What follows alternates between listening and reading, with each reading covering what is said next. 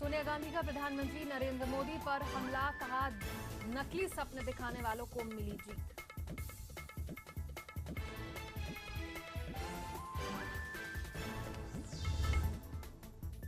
मुंबई में महिला जज यौन उत्पीड़न मामला, हाईकोर्ट के आरोपी जज पर महाभियोग चलाने की मांग।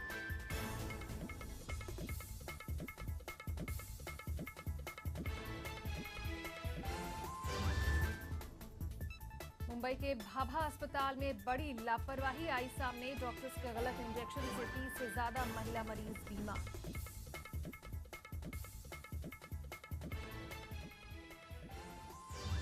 सोनिया और राहुल गांधी पर शिवसेना ने साधा निशाना, सामना के जरिए कहा कांग्रेस को फिरंगी नेतृत्व ने डुबोया।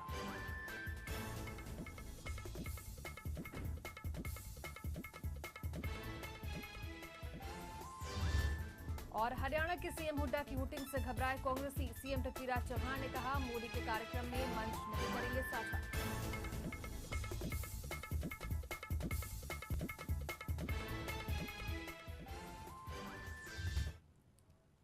नमस्कार, लेमन न्यूज में आप सबका बहुत बहुत स्वागत है। मैं हूं सुष्मिता सिंह।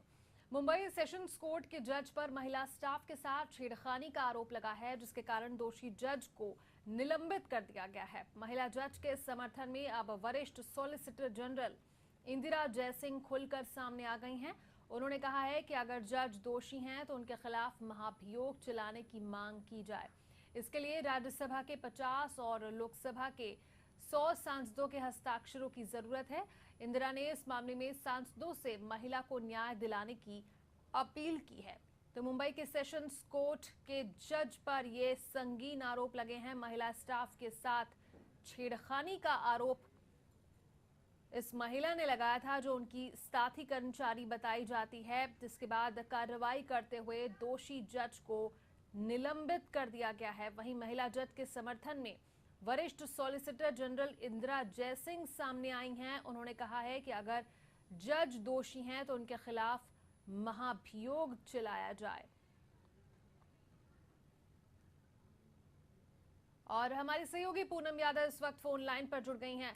पूनम, निश्चित तौर पर बड़ा ही संगीन मामला, क्योंकि जो आरोप लगे हैं वो जज पर लगे हैं छेड़खानी के, और वो भी अपनी महिला साथी कर्मचारी के द्वारा ये आरोप लगाए गए हैं। कार्रवाई हुई है, निलंबित किया गया है। अब इस मामले में और किस तरीके की कार्रवाई की उम्मीद की जा सकती है? जी, आपको बताना चाहेंगे कि जो इंदिरा जयसिंह हैं, जो कि ऑडिशनल सॉलिटेयर हैं, उन्होंने ये मांग की है कि कि कम से कम राज्यसभा के लिए 50 या लोकसभा को 100 सांसदों के हस्ताक्षर होने की जरूरत होती है। तो इस तरह से इंदिरा जी ने कहा है कि जो पीड़िता है उनके बचाव के पक्ष में वो पूरी तरह से सामने आ गई हैं, और कहा है कि जो जज हैं उन्हें अगर वो दोषी हैं तो उन्हें सजा दी जाए। बिल्कुल जाहिर है, अगर दोषी हैं तो सजा मिलनी ही चाहिए, लेकिन बड़ा सवाल यहाँ पर यह भी खड़ा होता है, क्योंकि जज एक संवैधानिक पद, इतना गंभीर पद और ऐसे पद पर बैठा हुआ व्यक्ति, ऐसे में जब देश में माहौल है महिला सुरक्षा के लिए, बलात्कार के तमाम मामले सामने आते हैं, यौन उत्पीड़न के तमाम मामले सामने आते हैं, एक जज के ऊपर इस तरीके के संगीन आरोप लगते हैं, तो वाकई में ये मसला और ज्यादा गंभीर हो जाता है और इस पर सोचने की जरूरत पड़ जाती है।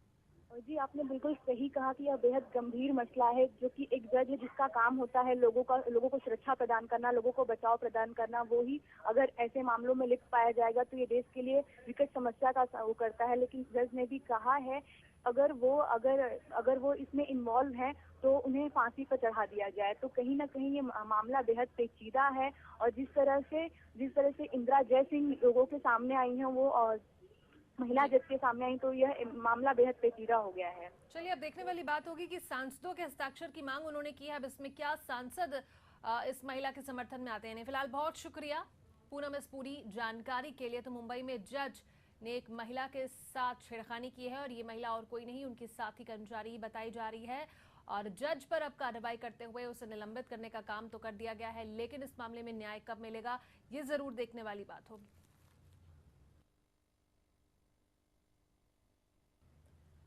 आगे बढ़ेंगे। दिल्ली में प्रधानमंत्री नरेंद्र मोदी ने देश के वैज्ञानिकों को संबोधित करते हुए कहा कि भारत के विकास में वैज्ञानिकों का अहम योगदान रहा है। देश के जवानों और वैज्ञानिकों को हमारी सरकार और भी व्यापक संसाधन मुहैया कराएगी।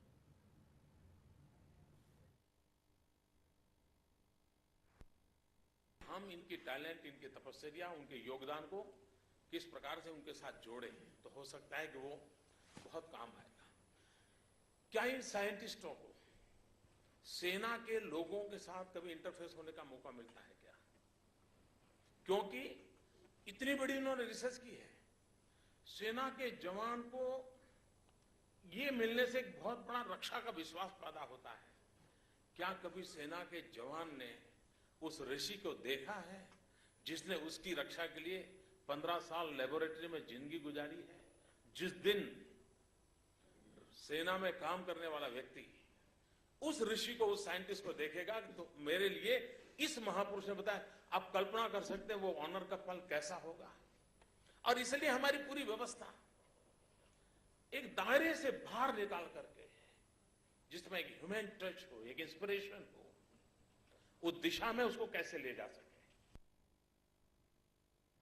हमने इसको प्रमोट करना चाहिए। और एक extension of the DRDO type हमने इवॉल्व करना चाहिए। अगर ये हम इवॉल्व करते हैं तो हमारे तीनों क्षेत्र में काम करने वाले इस प्रकार के टैलेंट वाले जो फौजी हैं, अफसर हैं, वे मैं मानता हूं ज्यादा प्रैक्टिकल सॉल्यूशंस हमें दे सकते हैं, या हमें स्पेसिफिक रिसर्च करने के लिए वो आइडिया दे सकते हैं। भाई इस समस्या का समाधान दो और डीआरडीओ कर सकता है, उस पर हम सोचना चाहिए। चौथा जो मुझे लगता है कि हम डीआरडीओ के माध्यम से समाज में किस प्रकार से, जैसे हम इतने साइंटिस्टों का हमने अवार्ड दिया,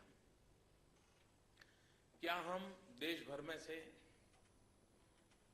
इस क्षेत्र में रुचि रखने वाली अच्छी यूनिवर्सिटीज हो, उनको आइडेंटिफाई करें और एक साल के लिए स्पेशली इन साइंटिस्टों को उस यूनिवर्सिटी के साथ अटैच करें। वो यूनिवर्सिटी के स्टूडेंट्स के साथ इनके डायलॉग हो, उनका मिलना जुलना हो, साल में 8-10 सिटिंग हो जाए, तो वहां जो नौजवान है उनके लिए ये साइंटिस्ट बहुत बड़ा इंस्पिरेशन बन जाएगा। यानी डीआरडीओ को एक लैब से बाहर निकल करके और जो उनकी रोजमर्रा की जिंदगी है, आप देखिए हम इतना इनोवेशंस के साथ हमारे लोग आएंगे, इतनी नई चीजें देंगे जो हमारे सेना के जवानों के लिए बहुत ही कंफर्ट ऐसी व्यवस्थाओं को विकसित करा सकता है, बहुत लाभ कर सकता है।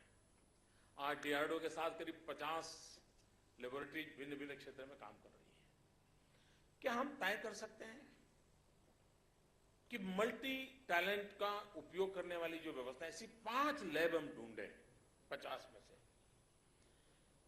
और हम एक डिसीजन लें कि 5 लैब ऐसी होगी जिसमें नीचे से ऊपर एक भी व्यक्ति 35 एज ग्रुप से ऊपर का नहीं होगा, सबके सब बिलो 35 होंगे। अल्टीमेट डिसीजन लेने वाले भी 35 के नीचे के होंगे। एक बार हिम्मत के साथ हिंदुस्तान की यंगेस्ट टैलेंट को हम अवसर दें और उनको बताएं कि दुनिया आगे बढ़ रही है, आप बताओ। मैं विश्वास से कहता हूं इस देश के टैलेंट में दम है, वो हमें बहुत कुछ नई चीजें दे सकता है। वहीं प्रधानमंत्री नरेंद्र मोदी के संसदीय क्षेत्र बनारस में एक मिनी पीएमओ बनाया गया है। 4100 मीटर में बने मोदी के इस कार्यालय में हर प्रकार की तकनीकी के उपकरण लगाए गए हैं। मोदी का कार्यालय बनारस में बनने पर क्षेत्र की जनता भी खुश है। सबको मोदी से विकास की उम्मीदें हैं।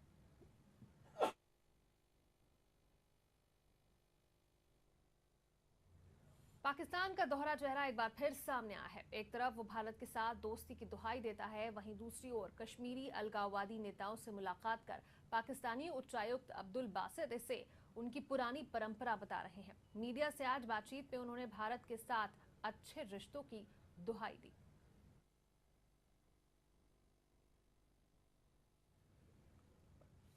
विश्वविख्यात योग गुरु और अयंगर स्कूल ऑफ योगा के संस्थापक बीकेएस अयंगर का आज सुबह निधन हो गया। 96 साल के अयंगर कुछ समय से बीमार थे और उन्हें एक सप्ताह पहले एक निजी अस्पताल में भर्ती कराया गया था। 2 दिन पहले उनकी तबीयत ज्यादा खराब होने से उन्हें जीवन रक्षक प्रणाली पर रखा गया था। उन्होंने आज तड़के 3:15 बजे अंतिम सांस ली। पद्म विभूषण से सम्मानित अयंगर के परिवार में एक बेटा और एक बेटी है। अयंगर को विश्व के अग्रणी योग गुरुओं में माना जाता है। उन्होंने योग के दर्शन पर कई किताबें लिखी हैं, जिसमें लाइट ऑन योग, लाइट ऑन प्राणायाम और लाइट ऑन द योग सूत्रास ऑफ पतंजलि शामिल है।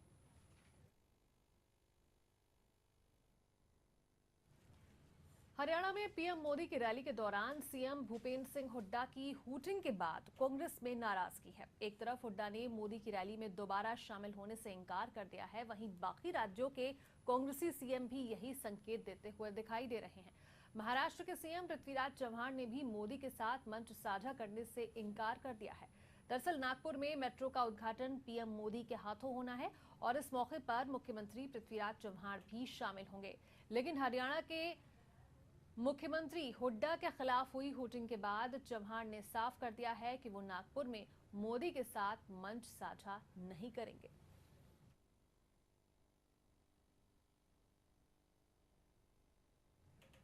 मुंबई में आयोजित एक प्रेस कॉन्फ्रेंस में भारतीय मुस्लिम समाज ने आतंकी संगठन आईएसआईएस की निंदा की। आईएसआईएस संगठन ईसाई, शिया, कुर्द जैसे मुस्लिम अल्पसंख्यकों पर अत्याचार कर रहा है। उनकी क्रूरता और अत्याचारों से दुखी होकर भारतीय मुस्लिम समाज ने आईएसआईएस की निंदा की। पिछले 4-6 दिन से इसको लेके परेशान है। हमारे संपर्क में जो बाकी जो मुस्लिम समाज के कार्यकर्ता, इंटेलेक्चुअल्स, लॉयर्स अलग अलग जगहों पर रहते हैं, जिनके हम टच में रहते हैं, वो भी इस सवाल को लेके परेशान थे क्या करना चाहिए, जिसके परिणाम में जो तो एक जॉइंट प्रेस स्टेटमेंट हुआ और ये प्रेस कॉन्फ्रेंस हुई।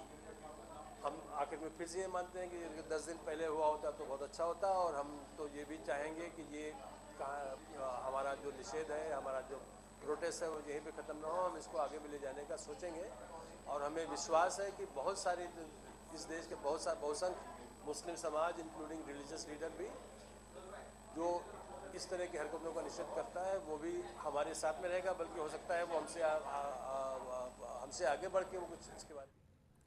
मुंबई के आर्य कॉलोनी पुलिस ने हफ्ताखोर पत्रकारों को गिरफ्तार किया है। दरअसल मुंबई पुणे के संपादक रविंद्र अधोव, सह संपादक दीपक गायकवाड़ और प्रमोद जाधव को पुलिस ने 40,000 रुपए हफ्ता लेते हुए रंगे हाथों पकड़ा।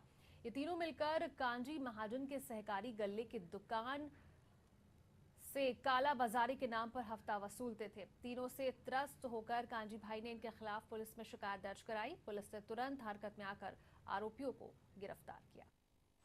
तो यूनिट क्रमांक 22 के यहाँ पे एक राशनिंग दुकानदार है जिसका नाम कांजी महाराज करके है, और वो राशनिंग का दुकान चलाते हैं गवर्नमेंट के लाइसेंस का। और उसके पास ये तीन आरोपी काला बाजार करता है अनाज या केरोसिन का, ऐसे धमका के खंडनी मांग रहे थे। तो 90,000 की खंडनी उससे वसूल करना चाहते थे और महीना ऊपर से 10,000 महीना हर महीना उनको दे देने का। और उसमें से 50,000 रुपया उन्होंने 15 अगस्त को ले लिए थे उससे, और 40,000 जो बाकी थे वो लेने के लिए वो आने वाले थे। तो नहीं, अगर वो पैसा सब पूरा दिया तो उसके पूरे फैमिली को ख़त्म कर देंगे, ऐसी उन्होंने धमकी दी थी। तो जब वो उससे वो दो दुकानदार तंग आके उन्होंने यहाँ आके कंप्लेंट दिया, फिर हम लोग उस हिसाब से ट्रैप लगाया और उनको 40,000 जो बच्चे थे वो लेते हुए रंगे हाथ पकड़ा है। उसमें 3 आरोपी हैं। शिवसेना ने अपने मुखपत्र सामना के जरिए एक बार फिर कांग्रेस अध्यक्ष सोनिया गांधी और राहुल गांधी पर निशाना साधा है। सामना के माध्यम से शिवसेना ने कांग्रेस पर कटाक्ष करते हुए कहा है कि फिरंगी नेतृत्व के कारण ही पिछले लोकसभा चुनाव में कांग्रेस की इतनी बड़ी हार हुई। सोनिया के नेतृत्व में कांग्रेस भयंकर गश का शिकार हो गई है। कांग्रेसी नेता ही पार्टी के शीर्ष नेतृत्व पर सवाल उठा रहे हैं। ये व्यंग बाण शिवसेना ने सामना के जरिए कांग्रेस पर छोड़ा है।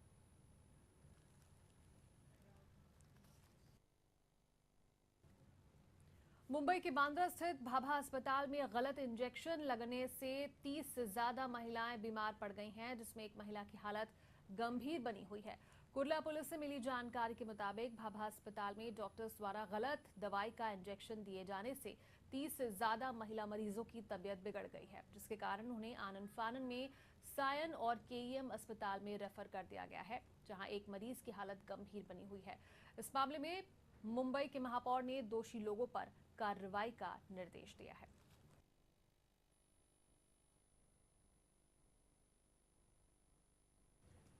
भारत के पूर्व प्रधानमंत्री राजीव गांधी की 70वीं जयंती के मौके पर आज दिल्ली में उनकी समाधि पर जाकर कांग्रेस अध्यक्षा सोनिया गांधी, पूर्व प्रधानमंत्री मनमोहन सिंह सहित कई नेताओं ने पुष्प अर्पित किए।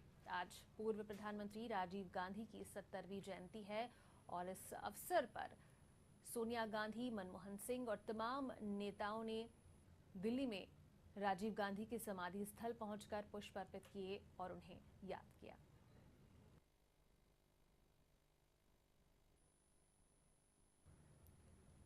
दही हांडी के त्योहार में घायल हुए गोविंदाओं को बीएमसी ने मुफ्त इलाज करवाने का वादा किया था, लेकिन बीएमसी के अंतर्गत आने वाले अस्पताल गोविंदाओं से बाहर से दवा मंगवाकर बीएमसी के वादे का पालन करते हुए नहीं दिख रहे। इसी से लोगों में नाराजगी छाई हुई है। उनका मानना है कि बीएमसी अपने वादे से भाग रही है।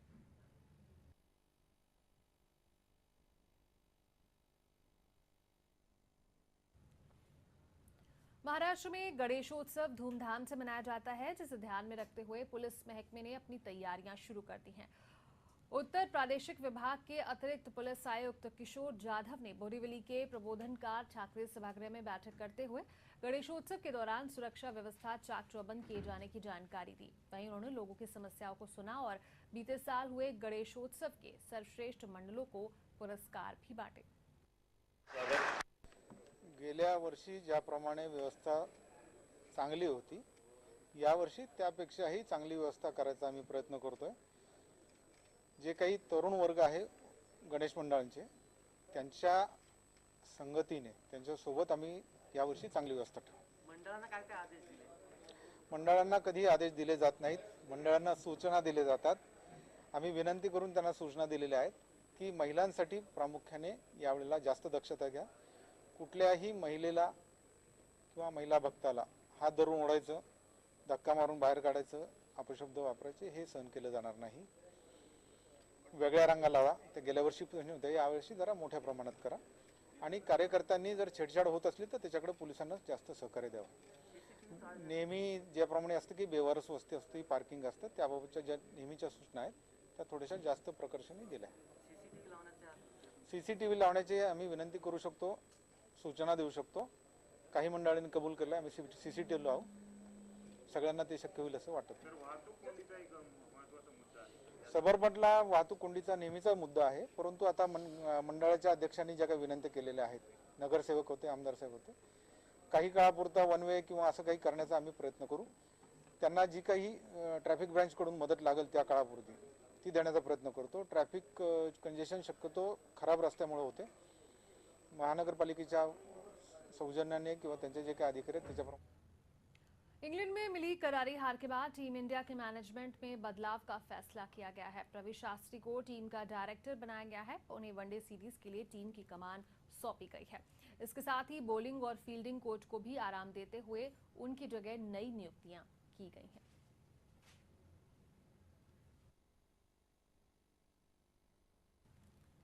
धारावी में भूमाफियाओं के कहर से स्थानीय निवासियों की मुश्किलें बढ़ती जा रही हैं। दरअसल बारिश में गंदगी की वजह से बीमारियों के फैलने का खतरा पैदा हो जाता है, जबकि भूमाफियाओं का कब्जा उस क्षेत्र पर है, जिसके कारण प्रशासन भी इलाके में भूमाफिया के चलते पैदा होने वाली मुश्किलों की ओर ध्यान नहीं दे रहा।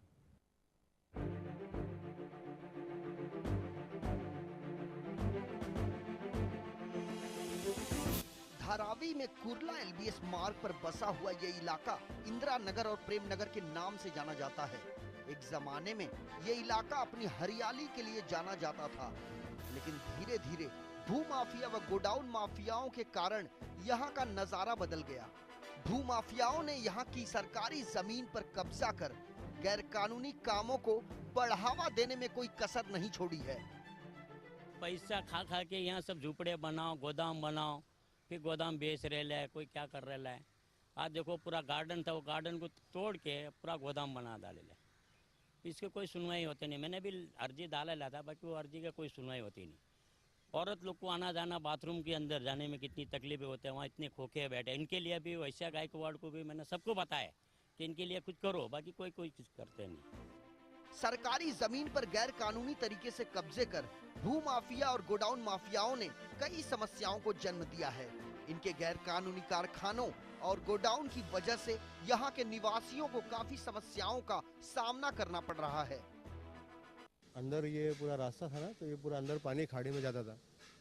अब वो अंदर उसने पूरा बना दिया है, तो बनाने से पूरा रास्ता बंद हो गया और जिसकी वजह से पानी यहाँ पे रुक रहा है। भाई हम लोग को तकलीफ है ना, हर एक चीज़ का, पानी आने जाने का, हर एक चीज़, पेशाब संडास के लिए हम लोग को रोड पे पुलिस पकड़ते हैं, हर एक चीज़, सब हर चीज़ की तकलीफ है ना। वहीं स्थानीय निवासियों का कहना है कि इन गैर कानूनी कामों में प्रशासन के कई बड़े अधिकारी भी शामिल हैं। प्रशासन की मिली भगत से भू माफिया और गोडाउन माफियाओं के कारखाने धड़ल्ले से चल रहे हैं। ये जो यहाँ के जो भू माफिया है और काफी लोगों ने इस पे कब्जा अवैध तरीके से करके रखा है, और हमारी जानकारी के हिसाब से कि ये जो लोग जो अब ये हिस्सा देख रहे हैं, जो रशीद कंपाउंड का जो हिस्सा देख रहे हैं, ये काफी लोगों को शिफ्टिंग दे चुका गया है। और इनमें जैसे लल्लू कंपाउंड है, मंडाला में काफी जगह में दे चुका है। उसके बाद भी ये लोग यहाँ पे अवैध तरीके से कोई भी सहारा लेके यहाँ के बीएमसी ऑफिसर के 60 गार्ड मिल गए, ये जगह पे इन्होंने अवैध तरीके से कब्जा करके रखा है। हम आपको बता दें कि इसके अलावा स्थानीय निवासी यहाँ से काफी प्रशासन और सरकारी अधिकारियों पे से स्थानीय निवासियों का पूरी तरह से विश्वास उठ चुका है, और उन्होंने साफ तौर पर कहा है कि प्रशासनिक अधिकारियों ने अगर उनकी नहीं सुनी तो ये मामला अदालत तक पहुँच सकता है। वीडियो जर्नलिस्ट सदानंद शेट्टी के साथ अलीम शेख, लेमन न्यूज, मुंबई। मशहूर लेखक और साइकोलॉजिस्ट दीप त्रिवेदी ने जन्माष्टमी के शुभ अवसर पर बांद्रा के रंग शारदा भवन में भगवान कृष्ण पर लिखी अपनी बुक लॉन्च की। इस मौके पर audio CD my life in my word Krishna को लॉन्च किया गया। समारोह के दौरान मुख्य अतिथि के रूप में मुंबई के पूर्व कमिश्नर और बीजेपी के एमपी सत्यपाल सिंह और चैनल 1 न्यूज और लेमन न्यूज के चेयरमैन जहीर अहमद मौजूद रहे।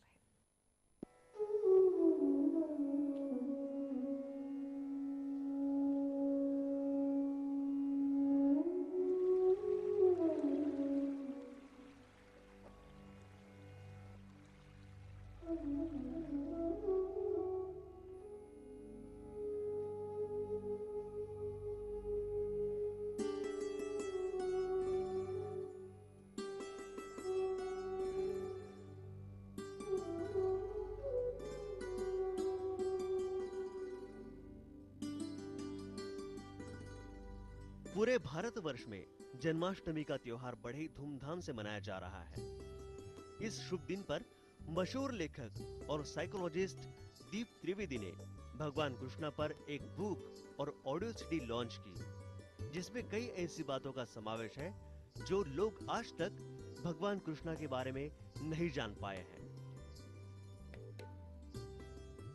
रंगारंग से भरे इस प्रोग्राम में चैनल 1 और लेमन न्यूज के चेयरमैन जहीर अहमद के साथ कई राजनीतिक और बॉलीवुड से जुड़ी हस्तियां मौजूद रही और उन्होंने लेखक दीप त्रिवेदी को अपनी इस बुक लॉन्च पर शुभकामनाएं दी। महाराष्ट्र में कितनी समाज सेवाएं इन्होंने की, कितना अपना वक्त गुजारा। आज भी यहाँ से जाने के बाद इन्होंने समाज की एक कमान संभाली है। और मुझे उम्मीद है अब के आने वाले जन्माष्टमी के मौके पर दीप त्रिवेदी जी इससे भी अच्छा प्रोग्राम रखें और हमारे सत्यपाल जी एक कैबिनेट मंत्री के रूप में यहाँ हम देखें और फिर सभी हम सबको मजा आए, ताकि सत्यपाल जी ने जो सेवा की है वाकई एक बहुत ही काबिले तारीफ है जो इन्होंने वक्त यहाँ मुंबई पुलिस में रहते हुए, नागपुर में रहते हुए, जहाँ जहाँ भी अपना वक्त गुजारा है, एक अच्छे रूप से लोगों ने हमेशा नाम सहलाया।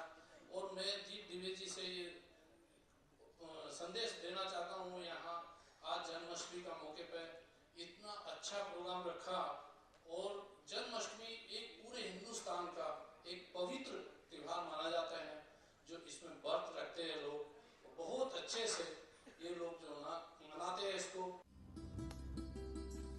वही एमपी सत्यपाल होगा।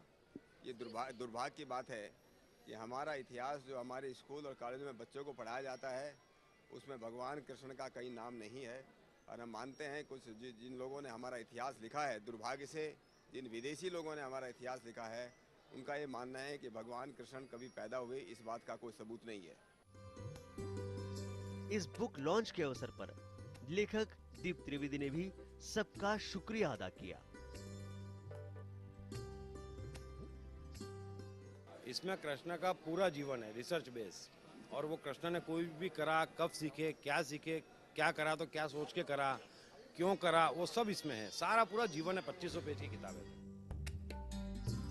इस बुक लॉन्च पर बॉलीवुड से जुड़े कई लोग शामिल रहे और उन्होंने जन्माष्टमी के शुभ अवसर पर अपनी अपनी शुभकामनाएं दी। कृष्ण का महत्व तो जब से सृष्टि बनी है तब से ही है, लेकिन आज जो बुक लॉन्च की है, गीता को जिस आधुनिक तरीके से दीप त्रिवेदी जी ने लिखा है, दोबारा से एक मेरी कहानी मेरी जुबानी कृष्ण के जीवन को लेकर अद्भुत किताब है। मुझे सौभाग्य मिला है कि मैंने 6 बार पूरी श्रीमद् भगवद गीता के 750 श्लोक 2 भाषाओं में रिकॉर्ड किए हैं, अंग्रेजी और हिंदी में, और उसी की वजह से थोड़ा कुछ अभ्यास करने का अवसर मिला। तो ये धर्म पुस्तक मैं कम समझता हूँ, इसे मैं जीवन जीने की शैली का मार्गदर्शन समझता हूँ। और अगर आप जीवन सही जीने को अपना कर्म समझते हैं तो हाँ, ये धर्म पुस्तक है। Thank you very much. तो ये थे हरीश भिमानी साहब, जिन्होंने दीप टॉक जो बुक रिलीज हुई और ऑडियो सीरीज रिलीज हुई उनमें अपनी आवाज़ दी है। आपके लिए तैयार हैं धार्मिक, जो लोग सोचते हैं, जो सुनना पसंद करते हैं, उनके लिए। मुकेश के साथ निर्मल त्रिवेदी। इसी के साथ इस बुलेटिन में इतना ही। पूरी टीम को दीजिए इजाजत। नमस्कार।